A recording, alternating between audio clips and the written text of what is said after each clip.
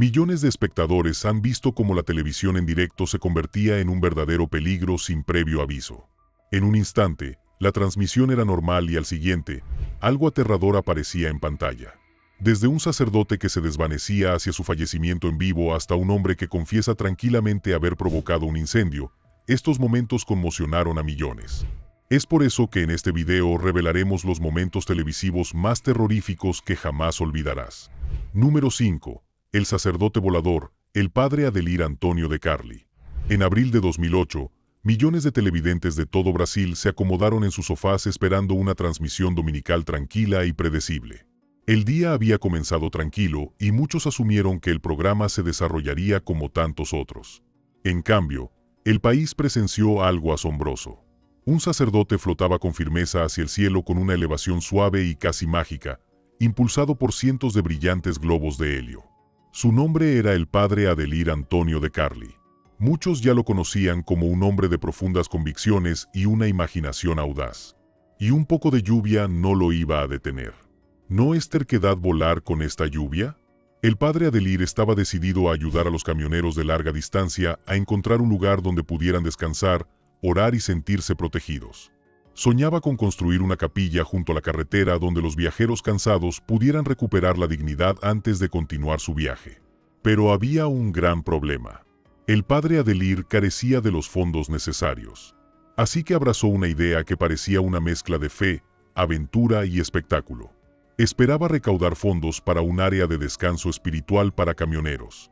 Planeaba elevarse por los aires bajo 1000 globos de colores. El padre Adelir pretendía volar durante 19 horas y captar la atención nacional. Su objetivo era inspirar a los donantes a apoyar la capilla. Mucha gente admiraba la idea a pesar de sus innegables peligros. Otros le advirtieron repetidamente y le instaron a reconsiderarla. Pero a pesar de todas las advertencias y de la lluvia matutina, el padre Adelir continuó con una sonrisa entusiasta. Usando pequeños globos de fiesta llenos de helio, el sacerdote brasileño buscaba romper el récord de horas de vuelo en globo. Las cámaras grababan mientras se elevaba del suelo. Los espectadores presenciaron un hermoso momento que parecía casi un milagro. El viento lo llevó suavemente al principio, pero luego arreció repentinamente y el vuelo dio un giro aterrador. Las corrientes de aire lo empujaron hacia mar abierto.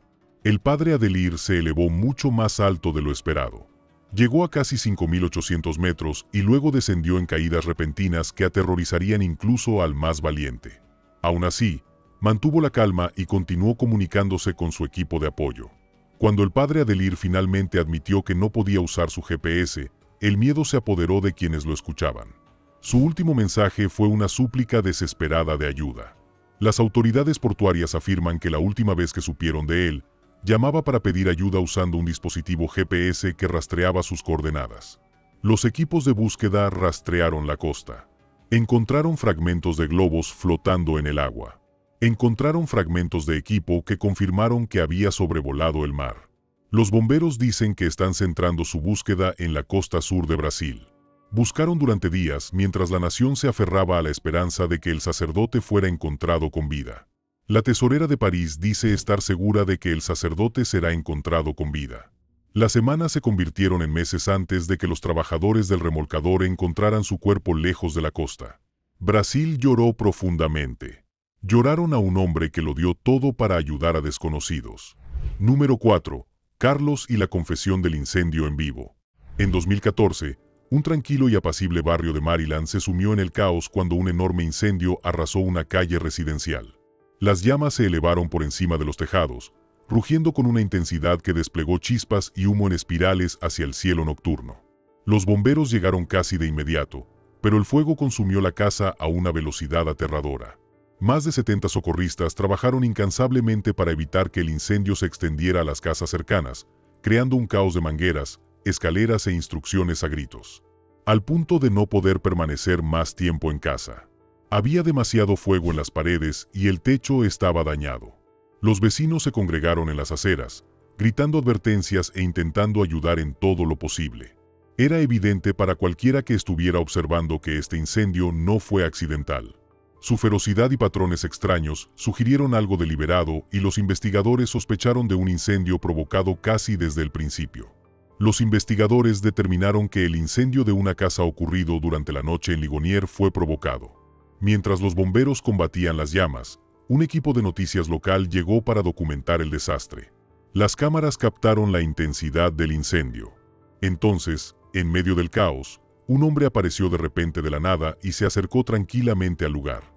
Entró directamente en el encuadre de la transmisión en vivo con una serenidad desconcertante que lo hacía parecer completamente ajeno al incendio que se desarrollaba a sus espaldas. Los reporteros asumieron que era un vecino preocupado o un residente desplazado. No pudieron prever lo que vendría después. El hombre miró directamente al micrófono y declaró con naturalidad que él mismo había provocado el incendio. El equipo de noticias se quedó paralizado. Luego se presentó como Carlos, el mismo hombre que vivía en la casa ahora envuelta en llamas.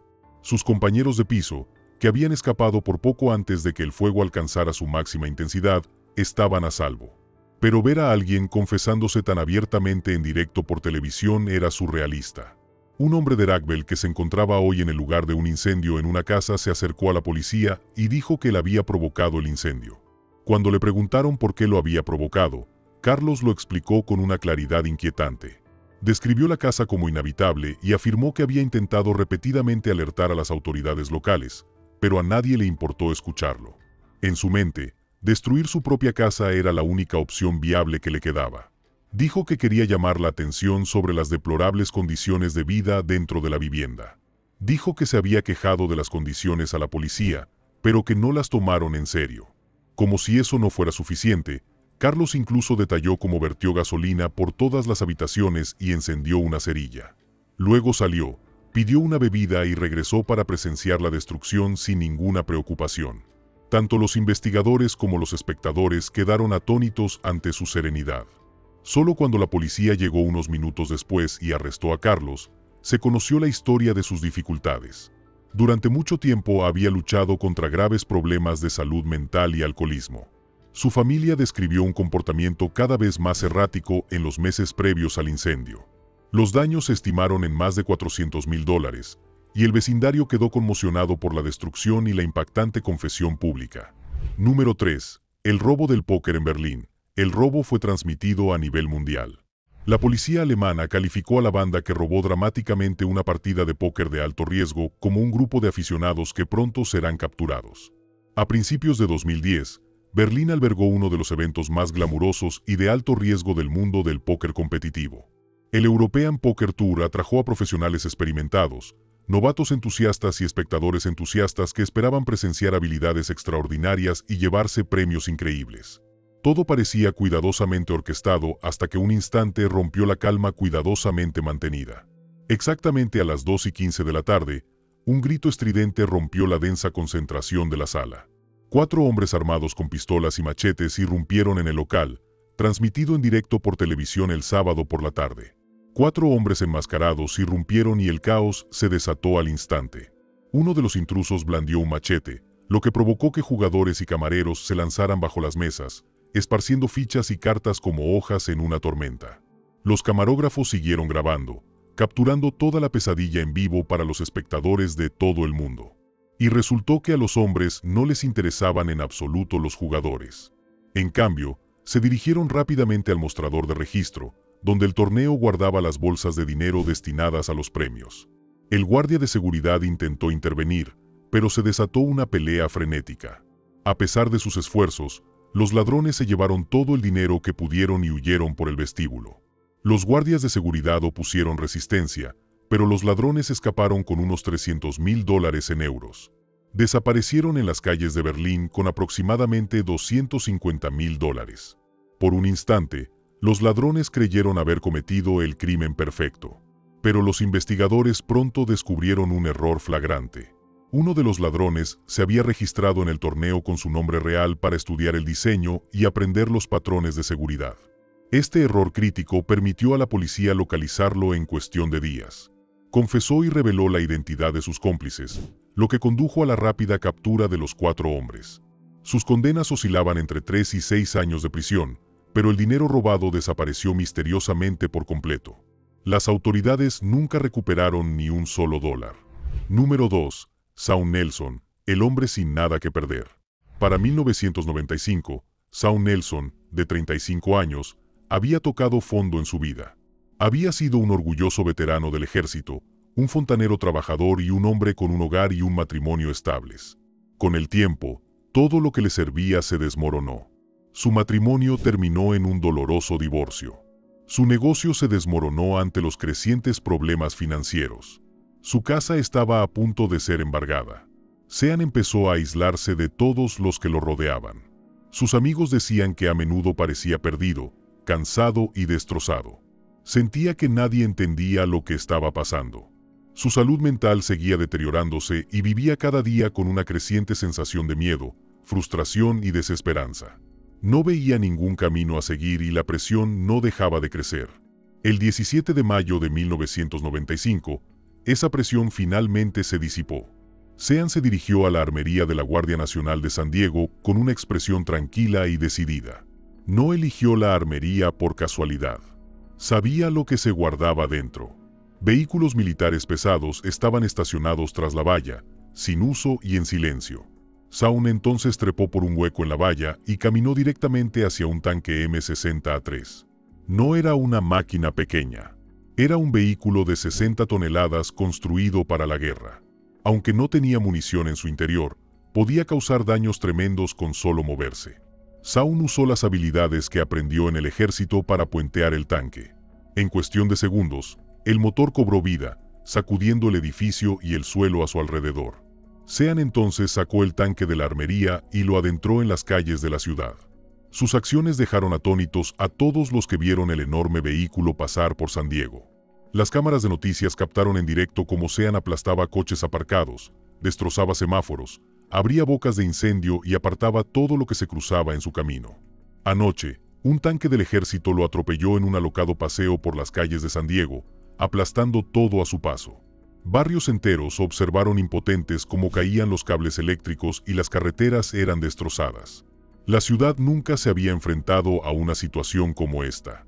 La policía lo seguía de cerca, pero tuvo dificultades para detener una maquinaria construida para resistir las condiciones del campo de batalla. El caos continuó durante casi media hora, hasta que el tanque se atascó en una barrera de concreto a lo largo de la ruta 163. Los agentes subieron rápidamente al vehículo. Forzaron la escotilla y apuntaron con sus armas a Sean. Le ordenaron que se detuviera. Shawn se negó. Los agentes desconocían si portaba un arma o si planeaba continuar con la destrucción. Shawn Nelson, de 34 años, había sido tripulante de un tanque en el ejército, pero la policía desconocía quién estaba a los mandos hasta que terminó. Tomaron una decisión instantánea para evitar más daños y dispararon a Shawn dentro del tanque, poniendo fin abruptamente a la masacre. Número 1. El secreto en el sótano. El caso de Charlie Bothwell.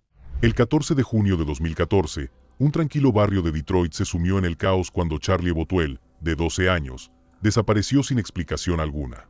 Esta noche comenzamos con la investigación sobre cómo un niño de 12 años estuvo desaparecido durante más de una semana. Hoy, los investigadores entrevistan al propio Charlie.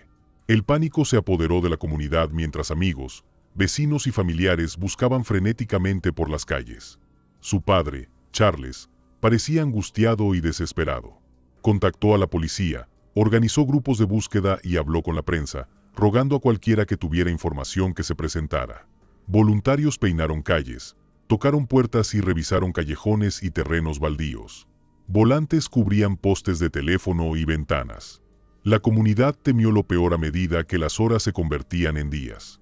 Las autoridades realizaron registros exhaustivos de la casa, desde el ático hasta el sótano, incluso empleando perros adiestrados.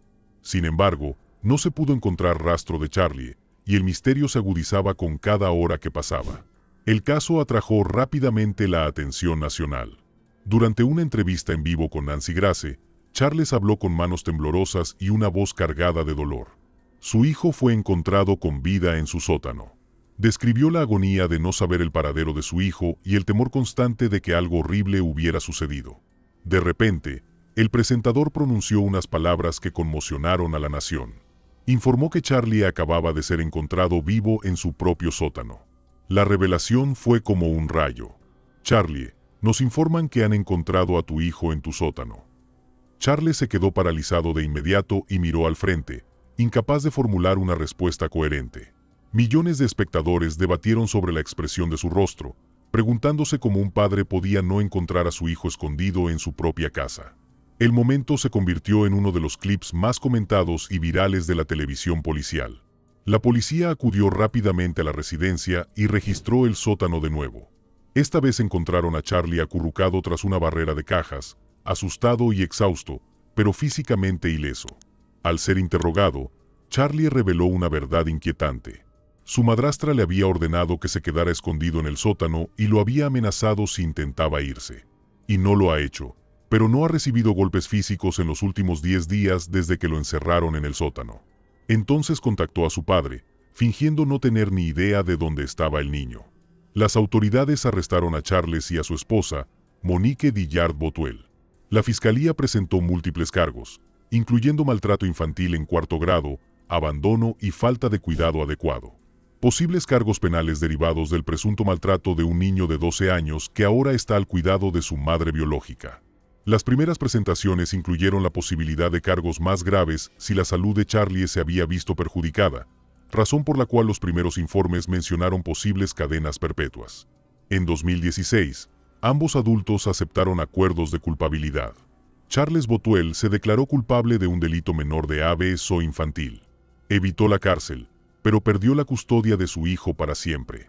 Su madrastra se declaró culpable de abuso infantil en 4º grado, reconociendo su responsabilidad en obligar a Charlie a entrar al sótano y amenazarlo.